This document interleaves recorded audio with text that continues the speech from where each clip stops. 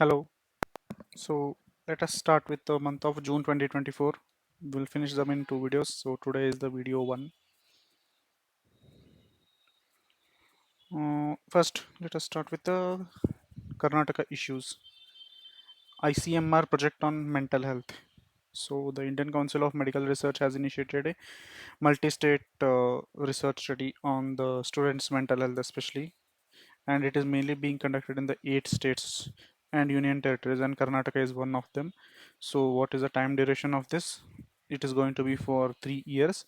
And what is the main aim of this? To reduce especially the suicide risk among the students. Is it targeting all students? No, especially from class 9th onwards, 9th, 10th, pre-university and colleges.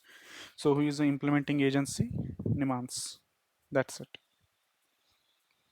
And then Karnataka exempt ITES service from labor laws.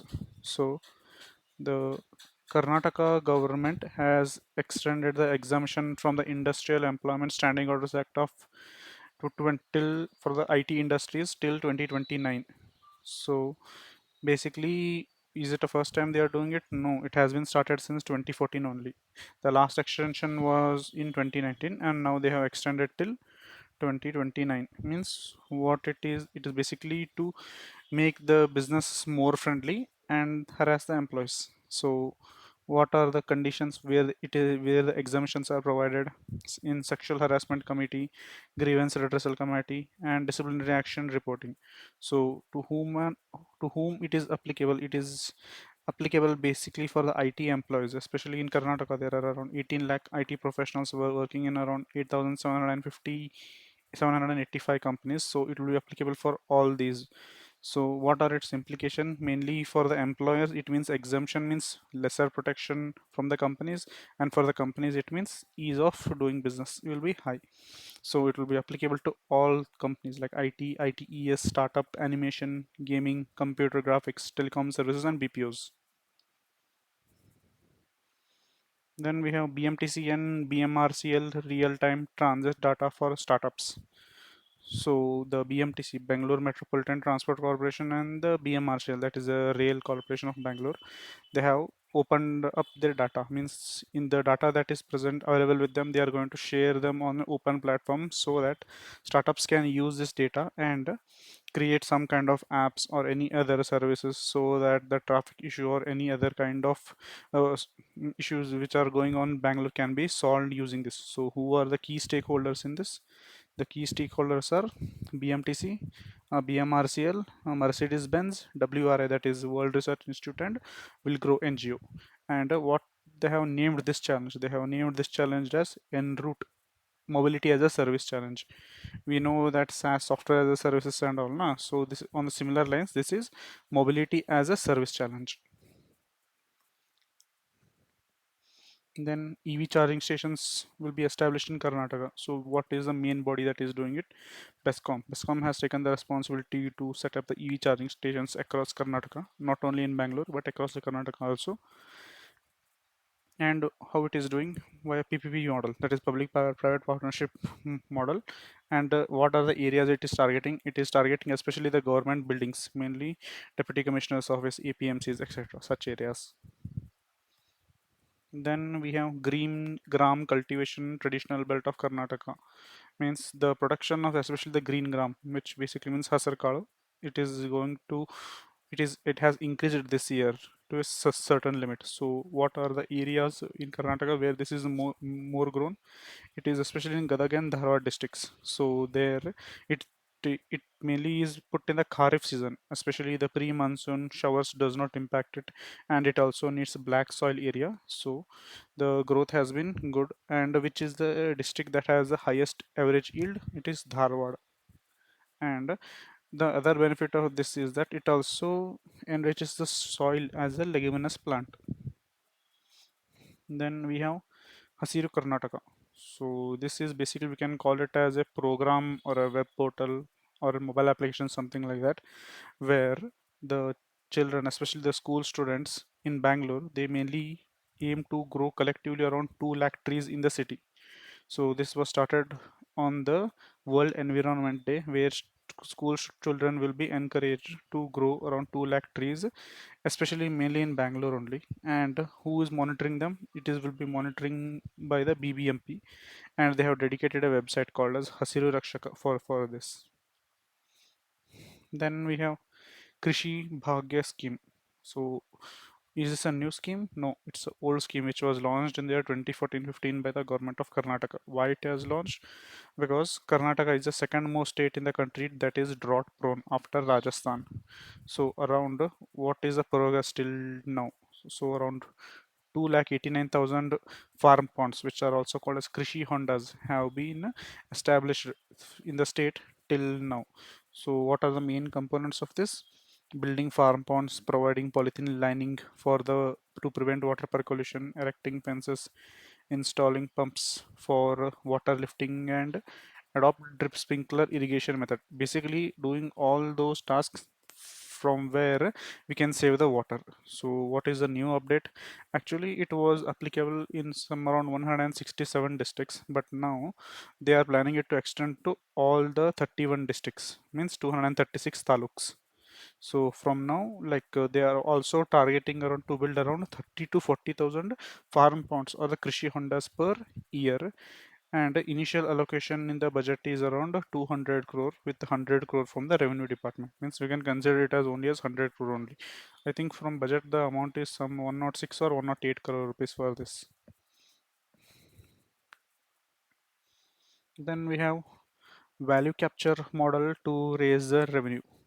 So Karnataka government, especially the administration, is planning or exploring the ways to innovate to mobilize the resources, especially for the public sector works by using this model called as value capture model. Because this is not only used in other countries also, but some of the states of India are also using this method. So what is basically this value capture financing? So this is basically a method of public finance where a part of money is generated by the public infrastructure and the private landholders. Means, say for example, there is a metro that is passing through your house. So definitely the land price near your house also rises, na? So what government will be do? They will, if the project cost around 100 rupees, so they will what they will do? They will increase some kind of tax. For example, they will either relax the force place index or land value tax. They will increase some or the other. They will do near your home, so that you also pay some of the money for their development. So this is a value capture model basically. So one. Okay, so this was all about the value capture financing model and what are the ways they do this. The various ways are like land value tax, betterment levy, or increasing the premium on the FSI and the FAR. These are the various things they do. Then Karnataka cabinet recent decisions. So Pragati scheme to improve the rural road network. So it was announced in the budget in the 2024-2025 that around 5,200 crore rupees will be allocated for the village roads, which will be developed under the Pragati scheme. If it is under Kalyana Pata, means it will be developed in the Kalyan Karnataka region, but it is Pragati Pata. So in all the districts except the Hyderabad Karnataka region, it will be developed the rural roads especially. Then we have DCRE police stations. So Karnataka cabinet has also given the green signal for establishment of the DCRE police stations, that is Directorate of Civil Right Enforcement. So around 33 stations will be converted to DCRE police stations, where one DCRE police stations will be there for one district. So and and only hello start.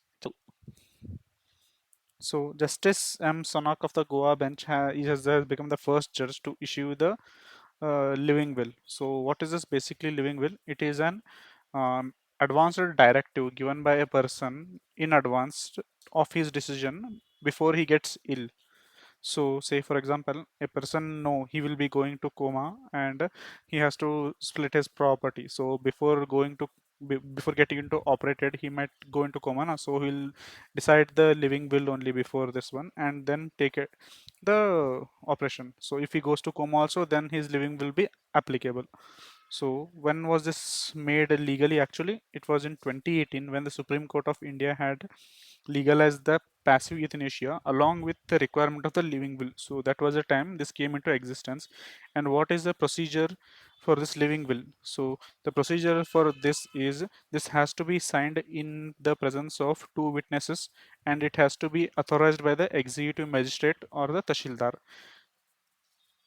Then we have Krishi Saki Convenience Program, which is an empowering rural women in agriculture. So Prime Minister has recognized around 30,000 self-help groups as Krishi Sakis in Varanasi. So what is this KSCP program? So it is basically the part of Lakpati Didi program, which mainly aims to create around 3 lakh Lakpati Didis so that they will be trained in various agricultural tasks, especially in the agroecological practices, seed bank management, soil health cards, and livestock basics. So here, what's the main aim basically is these Krishi Sakis will be treated as para extension workers. Why? Mainly because they are the trusted community and the resourced person and has the experience in farming also. So their strong ties with the farming communities can also ensure their acceptance in the society. Now we move into economy news. So bank clinic. So bank clinic is an initiative which has been started by the All India Bank Employees Association, designed mainly to help the customers to address their grievance and rapid technological advancement and numerous RBI's guidelines on retail banking.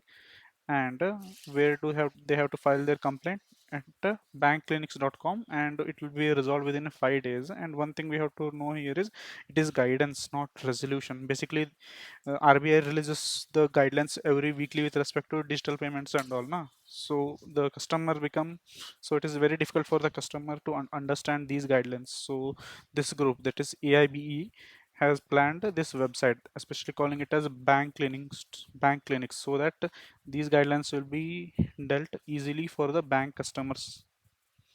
Then RBI monetary policy committee decision. So RBI has again decided to keep the rates unchanged, and it has also hiked its GDP growth projections. So the repo rate will be kept at 6.5% with the GDP growth projections at 7.2%, and the inflation forecast is 4.5%. Is it under the limit? Yes, because the limit is 3 plus or minus 2%. Then we have SEBI's framework to shield stock price impact from the market rumors. So Security Exchange Board of India has introduced a framework called as shield stock price from the impact of market rumors.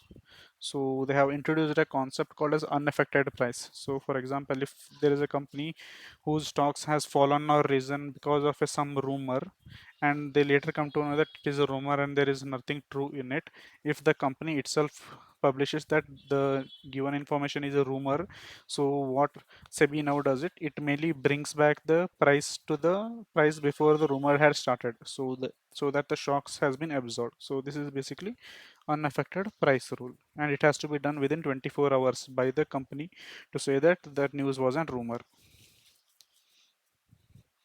Then when was the 53rd GST Council held? It was held in Delhi. And what is the article that is related to GST Council? 279A. Then Cell, that is Central Electronics Limited, is a new company that has got the status of Miniratna Category 1.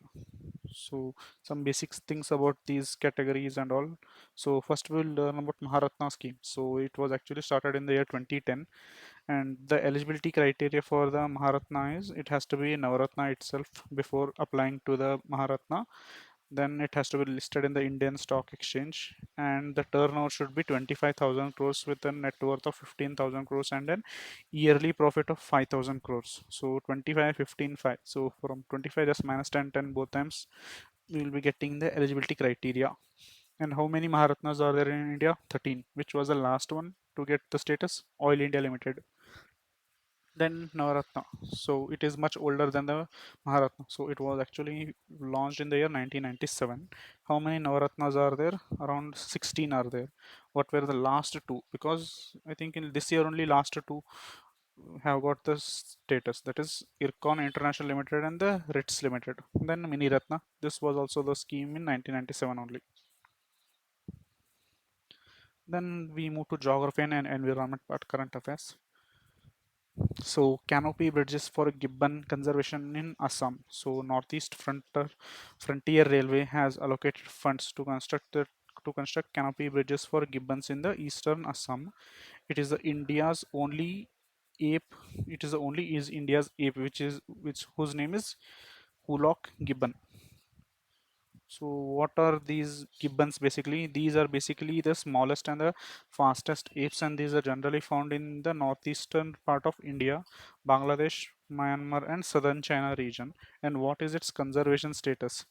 So in India, there are basically two types: Western Hulok gibbon and the Eastern Hulok gibbon. So the Western Hulok gibbon have the status of endangered, and the Eastern Hulok gibbon have the status of vulnerable as per IUCN. Then we have indigenous air quality monitoring system. So this has been developed by CDAC Kolkata with the support from the Ministry of Electronics and Information Technology. So the initiative, what is the initiative? The initiative is basically to measure the air quality in the real time, especially for the agricultural and environmental purposes. So it is an initiative developed under the National Program on Electronics and ICT Applications in Agriculture and Environment, that is Agri-Anix. What are the parameters that are going to be monitored here? So we can remember this like PM1, PM2.5, PM10. So these are the first three. Then we will stick with the oxides with only single oxygen, that is CO, that is carbon monoxide. Now let's move to the double oxides, that is 2s: CO2, NO2, SO2. Then we will increase the oxide to 3, that is O3, that is ozone. After that, temperature and humidity. So there is no measurement of methane or CH4 under this, we have to remember. So other than that, all are measured. Then air Pravaha app. So this is a real-time air quality management app which was also released in this only. So this also supports multiple devices and data analysis tools. Then we have four-horned antelope. So this has been recently sighted in the Veerarangana Durgavati Tiger Reserve. So where is it? It is basically in the Madhya Pradesh. And why is this important? Because this is the smallest bovine antelope of the Asia, and it has an vulnerable status in the IUCN. And this Veerarangana Durgavati Tiger Reserve is also important because this has been classified as the seventh tiger reserve in Madhya Pradesh. Then we have Global Environment Facility. So around 700 million will be allocated towards the Global Environment Facility for environmental protection, which was decided in the recent GEF meeting. Some about some basic things about a global environment facility. So this was actually founded on the eve of the Rio Earth Summit in 1992 in of UNCCC. And what does it mainly do? It mainly provides financial assistance mainly to these five programs, and it also works in coordination with the World Bank. So what are these five programs? That is UNFCCC, UNCCD, and UNCVD. And Stockholm Convention on Persistent Organic Pollutants, that is POP, and Minamata Convention of Japan for mercury. So where is its secretariat? Its secretariat is in Washington DC, and the funds are available to both developing countries and the countries in transition. Then we have National Highway Authority of India's green initiative, that is Miyawaki plantations. So what we have to know here is basically what is this Miyawaki plantations. Basically this is a Japanese approach for ecological restoration and forestation. It mainly aims to increase the dense forest, especially by using the native and the biodiverse forest in a very short period of time. So National Highway Authority aims to increase the green cover along the national highways using this Miyawaki method of plantation. Then we have MSP, that is minimum support price. The Union Cabinet has decided to increase the MSP for around 14 kharif crops, which includes paddy also. So, what some basic things about this? Who recommends this? This will be recommended by CCAP, that is Commission of Agricultural Cost and Prices. And what it is around 1.5 times of the cost of production, that is 1.5 times of C1, that is A2 plus FL, family labor plus A2. Then we have, what is the main purpose of this MSP is mainly to provide a safety net against the market fluctuations, and it has been announced before the sowing season, not after.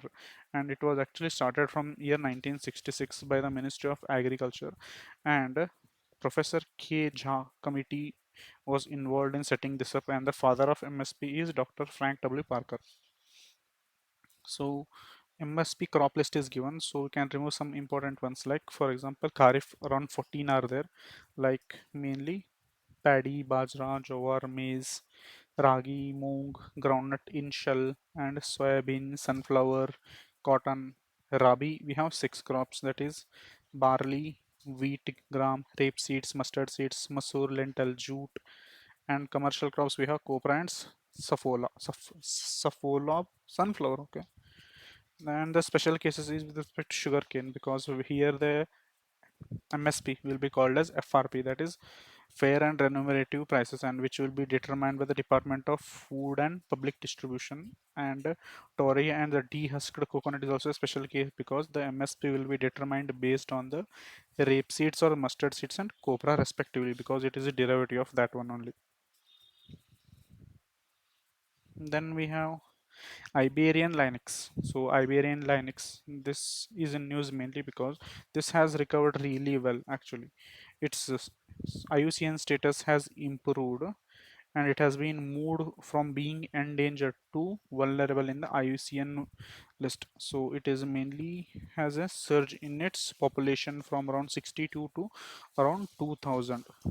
The current population is nearly 2000, and it is present in the regions like Spain and Portugal. What is this? This is basically a cat.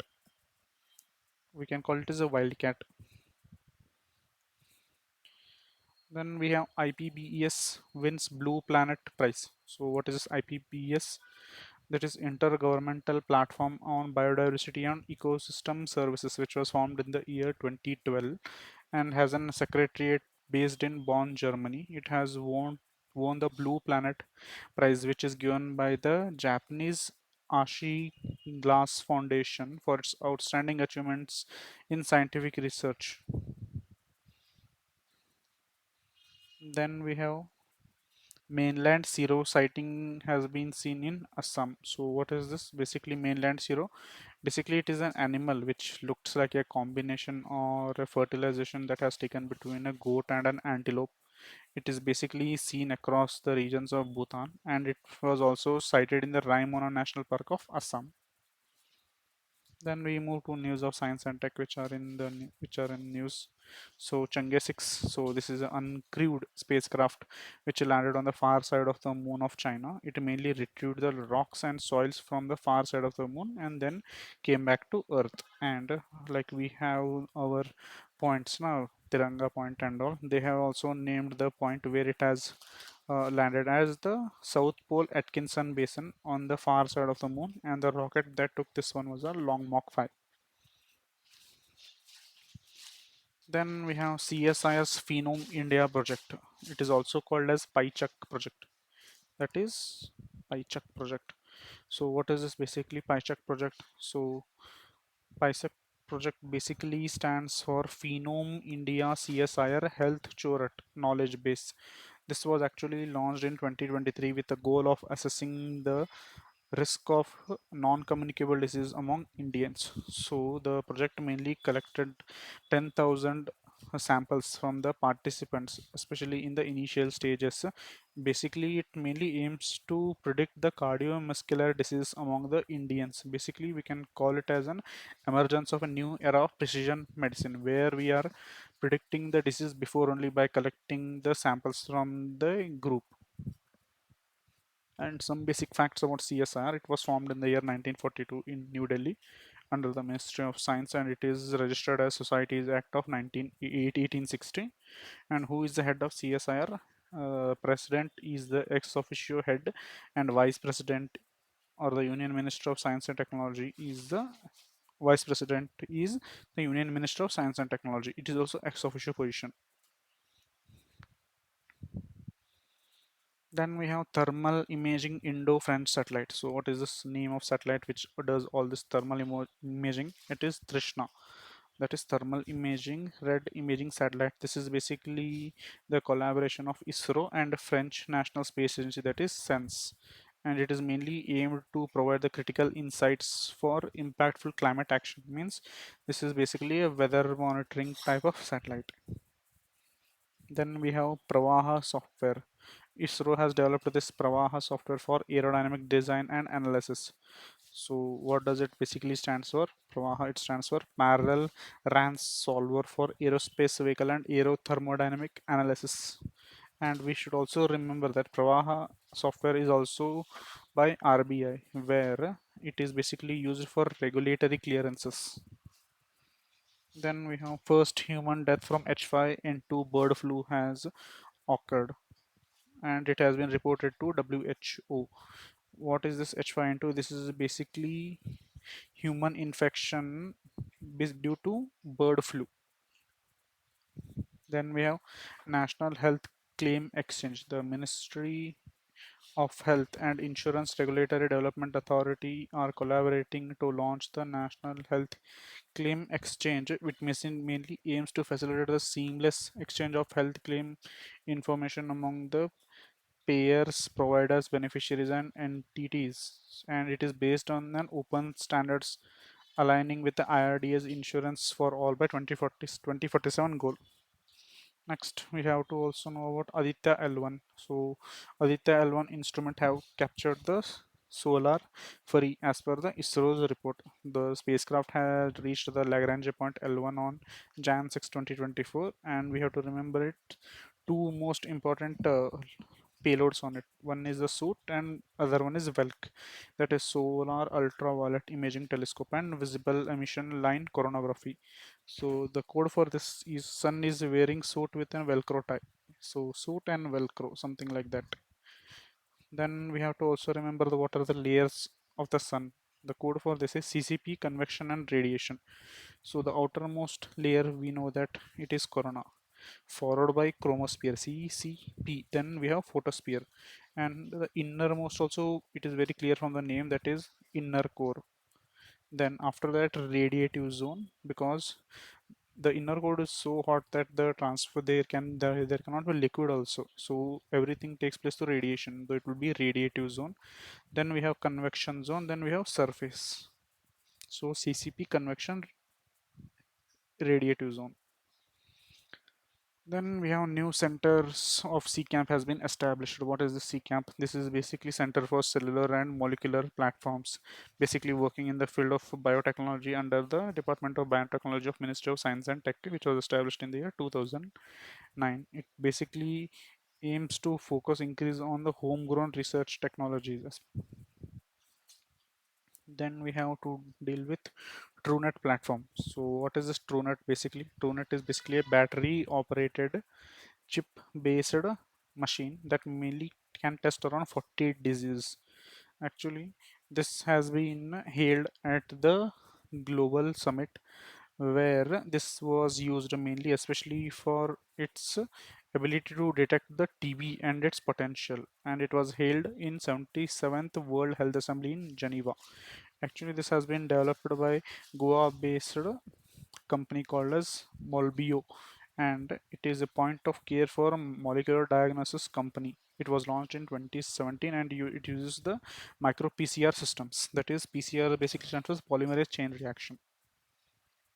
Then we have Divya Drishti AI tool. So this has been basically a tool which has been started by the women-led startups called as Divya Drishti. It's basically an AI tool that mainly recognizes the personal identification not only through face but also through physiological parameters like the skeleton and all. And it is based in Bangalore. And how this got funding? This got funding through an defense-based project called as the Technology Development Fund, which is operated under the Ministry of Defense and executed by DRDO under the initiative of Make in India scheme. It provides for grants for defense and dual use technology like this, the Vidrashti AI tool. Bayesian convolutional neural networks, that is BCNN. What is this? This is basically Hyderabad based Indian National Center for Ocean Information Services INCOIS has launched a new product called as Bayesian Convolution Neural Networks for forecasting of El Nino and La Nina. Basically, this is a I think portal or a tool which mainly predicts when will El Nino happen on when will La Nina happen. El Nino basically is a condition with respect to India. It is a condition where their monsoons are weak and heat waves are high, and La Nina is exactly opposite of this, that is where the monsoons are very strong. If we have to classify this year, we can classify it as a El Nino year. Then we have in space pre-incubation program. The in space, the Indian National Space Program Authorization Center, that is in space, has introduced a pre-incubation entrepreneurship, that is PI development program, and it is aimed at supporting early stage startup in the space sector, and its duration is around 21 months, and the criteria is there must be the citizens of India graduated in 2024 and should not have received any grants, and the startup should also be registered by 2022. Then IISc infrared light up conversion devices. So researcher at the IISc have developed a device to convert short infrared light into visible light. So this up conversion of light has significant, especially in the defense and optical communication. Then hat virus. This is human African transmosis. This Chad has become the first country to eliminate this neglected tropical disease.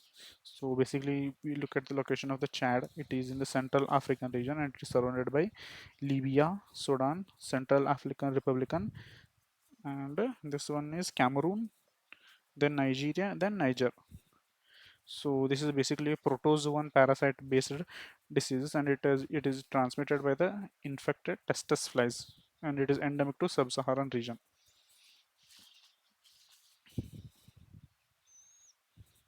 Then we have 3D hydrogel culture, which has been developed by the IISc, and this might be used in the TB bacteria to study how the TB bacteria infects the lung cells. Then we have Space Maitri program. This is basically a collaboration between the Australia and India. Basically, Australia and India have entered into an 18 million MOU with the NSIL, that is New Space India Limited, and ISRO under the Space Maitri program. So, the Space Maitri basically expands to mission for Australia India's technological research and innovation. Its main objective is to promote or foster the closer ties between the commercial, institutional, and governmental space organization from both the nations. And NSIL will launch the Australia's machine company's second Optimus spacecraft in 2026. And what are the key facts about the NSIL? It was actually started in the year 2019 mainly to take on high technology space related activities, and it also is a part of government of India, and it works basically on the demand driven model which is headquarters in Bangalore. Then we have Sangyan app. So this is basically by RPF, that is Railway Protection Force. Mainly, it is basically to train the RPF personnels on the new two laws, especially what is the difference between them, how it works, that is CRPC and IPC, which have been replaced by Bharatiya Nyaya Sanhita and all. Then ISRO's Geo portal. So ISRO has launched two Geo portal. One is the Bhuvan Panchayat and another one is the National Database for Emergency Management, that is NDEAM. It has been developed by ISRO. What does it do? Bhuvan Panchayat basically is basically for the rural land records, and National Database for Emergency Management is for emergency management only. Yes. Then okay, defense is there. We'll see that. Okay, let's see. Oh, it is less only. We'll finish this defense also. So what is this LSAM 13 or Yard 18? So LSAM basically stands for Life Savings Appliances Manual. It is the fifth barrage missile cum ammunitor project. So barrage basically means dockyard, and MCA basically is missile cum ammunitor, or basically it is a ship which mainly carries the supplies to a big ship. So this basically Yard 81 or LSAM 13 is basically a small ship that mainly acts like a transport vehicle to a larger ship, because they cannot, all the ships cannot be docked to the places na. So they will use this LSAM or Yard 81. So this is built for Indian Navy to enhance the operational commitments of the Indian Navy by facilitating the transportation, embarkation and disembarkation of the articles and ammunition to Indian Navy ships alongside of jetties and outer harbors. Then we have Nagastra 1. So what is this? This is basically a suicide drone or a kamikaze drone which has been developed by India, and it is an indigenous one. So in a major step towards India's goal of becoming self-reliant in the defense, the Indian Army is about to introduce its first locally made loitering munition, which basically means suicide drones, called as Nagastra 1. And it has been developed by the startup of based in Nagpur, called as startup's name is Solar Industries, and this has been launched under Atma Bharata initiative only. So some basic facts about this: this has an approximate range of around 45 kilometers and endurance time of 60 minutes. 75% of the parts are indigenous, and it has a accuracy of 2 meters, and it also has a kamikaze mode. Then we have Indian Army has also launched a skin bank facility. It has launched to treat the severe skin burns and injuries and other skin related conditions for the service personnel and their families. And it is, why is it important? Because it is important, it is vital for treating the burn activities and other severe skin conditions. And how does the donation process work? Skin can be donated actually within 6 hours of death, and it must be at least 18 years old, a person who should be 18 years old to donate his skin. And there is no impact of especially the sex or the blood group. And the exclusion is remains only to the patients related to AIDS, hepatitis B, C, STD, skin care, and active skin diseases. Then some terms that are related to skin grafting and autograft and allograft. Then we have Abhyas. Abhyas is basically high speed expandable aerial target which has been completed by the DRDO in Chandipur, Odisha.